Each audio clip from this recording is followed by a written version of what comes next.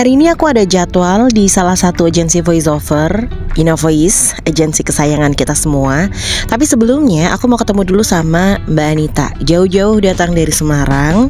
Nah, kira-kira aku sama Mbak Anita mau ngapain aja nanti di Inavoice? Ikutin terus ya vlog aku. Jangan lupa subscribe dulu.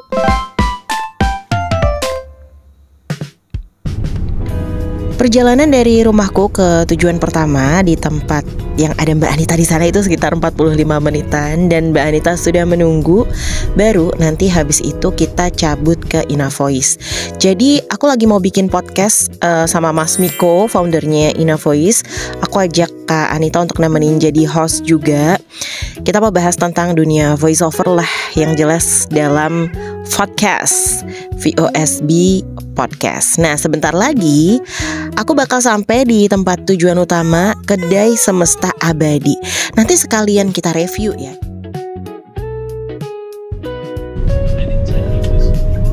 Kiri jalan. Nah, ini nih. Oke. Iya.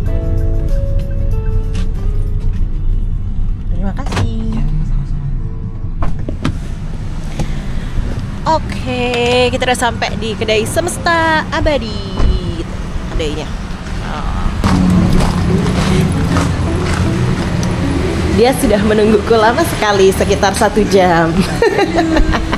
Halo. Assalamualaikum. Waalaikumsalam. Ini kameranya yang aja. Halo. Nah, Mbak Anita ini adalah seorang VO talent juga dari Semarang. Kita review dikit ya tempatnya. Ini Kedai Semesta Abadi. Jadi dia tuh kayak model-model makanan peranakan gitu ya. Tadi nyobain apa Mbak Anita? Dimsum. What do you think? Enak. Enak. Pretty. Oke. Dan karena lapar ya, Bu. Oh iya, jadi lebih enak ya rasanya ya. Dari Semarang soalnya. Aku mau pesen ini, tadi udah dipesenin sama Mbak Anita, roti ice. Nanti kita lihat. Aku juga pesan lagi. Oke. Nasi. Mantap. Karena kita nanti mau podcast ya, Wak. Kita kan akan ngobrol. Bentar deh, kayaknya aku perlu pindah posisi ya biar lebih terang. Jadi teman-teman, kita tuh hari ini bakalan ke Inavoice buat podcast. Siap-siap karena obrolan kita random banget Ya, kan? bener. Nah, kalau di Inavoice kita mau ngomongin tentang gimana nasib VOT ke depan. Dengan industri Ekonomi, terus habis itu juga gempuran AI, peminatnya VO juga lebih banyak banget kan. Bener. Terbukti dari kelas VOSB itu selalu sold out Laris. terus. Berarti memang banyak orang yang pengen jadi voiceover talent. Bener. Gitu. Kadang-kadang takut saingan nggak sih sama yang baru-baru? To be honest, apa ya? Kalau misalnya takut dari, kalau yang baru-baru kan berarti mereka lebih berani pasang harga lebih murah kan, Mbak? Yes. Nah, Exact. sedangkan dari segi kualitas tuh sebenarnya kita juga nggak jauh-jauh banget tahu dari yang baru-baru. Ya nggak sih? Bagus. Maksudnya kita tuh juga bukannya wow ahli banget gitu tuh, enggak. Jadi sebenarnya teman-teman yang baru tuh mendingan pasang harga mahal. Enggak ding. Tapi itu juga perlu kita bahas ya, masalah harga itu. Iya benar, karena itu krusial loh. Itu yang menentukan klien akhirnya pilih atau enggak. Bahkan di Inavoice juga ya, dia itu kan kalau misalnya ada pitching, dia tuh selalu tanya rate kita kan. Maaf ya, bagian ini off the record. Penting banget. Dan ya? Meskipun aku udah berapa ya, 1 tahunan ya terjun di VO, tapi harga tuh buatku masih kadang-kadang kalau sama teman-teman kan kita kayak diskret gitu ya. Kalau ditanya ya, kamu berapa sih? Iya, benar. Itu kayak rahasia gitu ya. Karena apa ya? Karena sungguh fluktuatif kan harga itu tuh nggak pasti gitu loh. Dan tergantung klien juga kan. Bener banget. Ada pengalaman yang salah kasih harga. Kalau aku ada. Kalau aku kemarin baru aja nih kejadian UMKM kan kita selalu ngelihat dari gimana klien approach kita kan. Yes. Nah, kalau approach-nya itu udah dengan bahasa profesional, aku yakin kliennya itu tuh dia punya budget. Oke. Jadi dia approach-nya udah nama saya ini, kebutuhannya ini, bla bla bla bla, dia bisa menyebutkan ini. Oh, dia ngerti nih masalah PO berarti. Tapi kalau dia yang datang dengan P atau dengan pink. P doang, iya bener pink gitu, atau dengan misalnya buka jasa VO tiba-tiba langsung gitu, nggak ada perkenalan, nggak ada apa gitu ya. Nah aku menyimpulkan kayak berarti ini orangnya belum terlalu akrab dengan dunia voiceover nih. Dan biasanya klien yang seperti itu menganggap voiceover tuh gampang lah, kan cuma ngomong doang gitu. Bener. Nah kalau kayak gitu berarti nggak bisa kita sodorin rate card kita, pasti mental. Jadi mendingan ditanyain budgetnya dulu. Nah cuman kemarin ini tuh ada, karena aku tahu dia ini, karena aku tanyain UMKM atau bukan. Iya kak, kita UMKM. Oh ya udah, kalau UMKM biasanya saya ngikut aja sih sama harga UMKM-nya. Aku bilang gitu kan. Tapi ternyata dia memberi harga yang sangat menakjubkan. Wow. Gitu. Jadinya segini ya. Berarti UMKM menilai voiceover tuh harganya segitu masih gitu. It's a blessing kalau gitu. Kalau aku tuh balikannya pengalamannya. Gimana tuh? Jadi ketika it's a blessing gimana maksudnya? Ya maksudnya ketika harganya menakjubkan. Bukan menakjubkan di bawah. Iya benar. Ya berarti sama ya. Kalau aku gini pengalamannya yang menarik, baru aja kejadian kemarin. Karena approach-nya bukan approach yang secara profesional, jadi aku kasih harga yang tidak terlalu profesional. Oke. Tiba-tiba dia bilang, beneran kak? Oke, ini WA saya.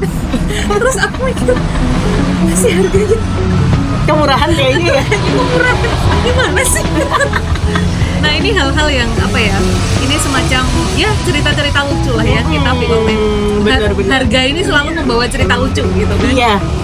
Dan ini akan terasa seiring berjalannya waktu sih. Kalau menurutku ya nggak sih, semakin banyak kita ngadepin klien gitu tuh semakin kayak kita klien yang ini gini caranya, klien yang gini kayak gini caranya gitu ya. Meskipun kita juga belajar terus ya Mbak Anita ya. Bener.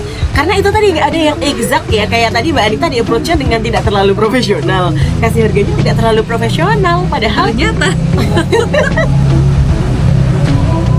beneran. Aduh aku di titik itu aku salah kasih harga kayak sampai ada yang buka kelas loh Mbak Nit untuk nego-nego kayak gini. Harga ini kayaknya jarang dibahas ya. Bener-bener. Di VO, padahal ini penting banget. Kayaknya gue mau ikut terus nanti kita buka kelasnya. Boleh. Buka kelas itu juga salah satu penyelamatan untuk dunia voiceover juga sih Mbak. Kalau buat aku ya.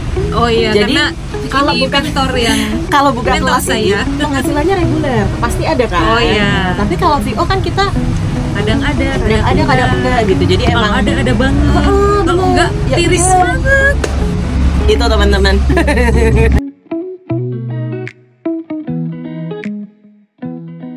Iya Pak.